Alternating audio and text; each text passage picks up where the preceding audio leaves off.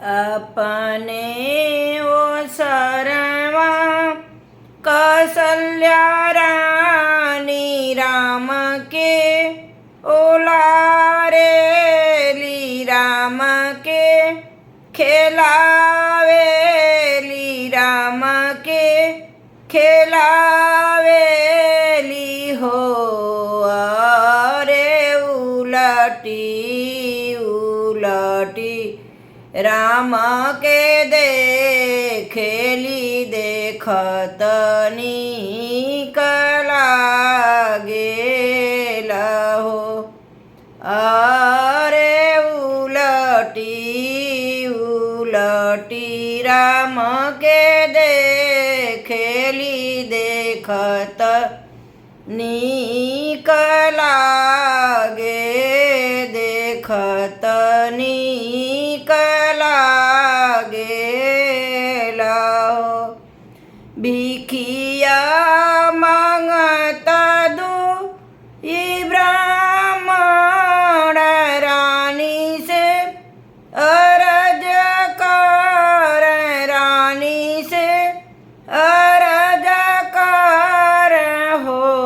रानी कवन कवन तप कइलू रमैया गोदी बिहास रमैया गोदी खेलेल हो।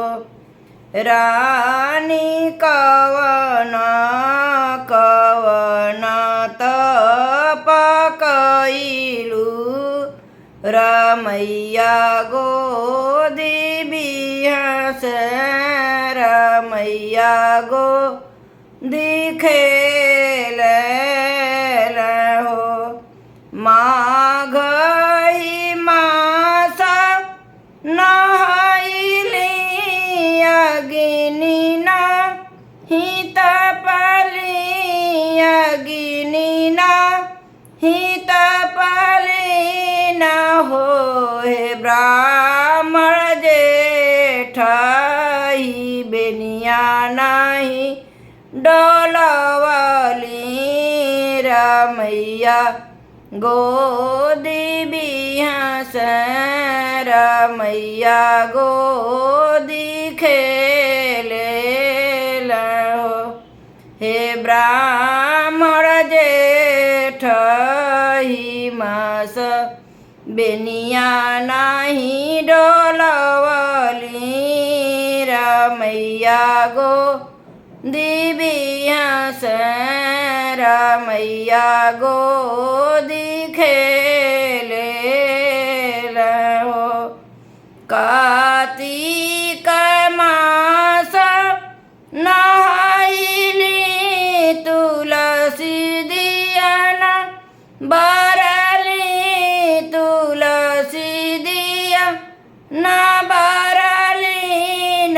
हे ब्राह्मण कार्तिक में अमला कइले दान राम गोदी बिहास राम गोदी खेलेल हो। हे ब्राह्मण कार्तिक में अमला कइले दान राम गोदी बिहास राम गोदी खेलेल हो। भूखल रहलिए कदसिया ददसिया कपारन ददसिया कपारन।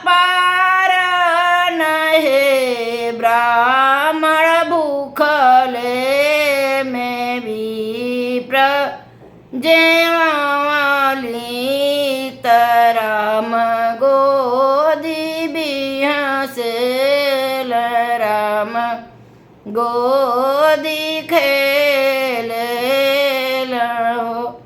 हे ब्राह्मण भूखले मैं विप्र जेवावली तराम गोदी बिहासे राम गो दिखेले हो अपने ओ शरमा कौशल्या रानी राम के खिलावेली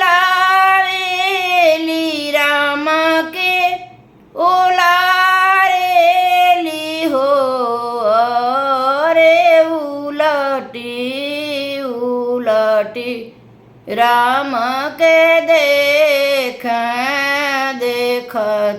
नीक लागे देखत नीक लागेला हो अरे उलटी उलटी राम के देखत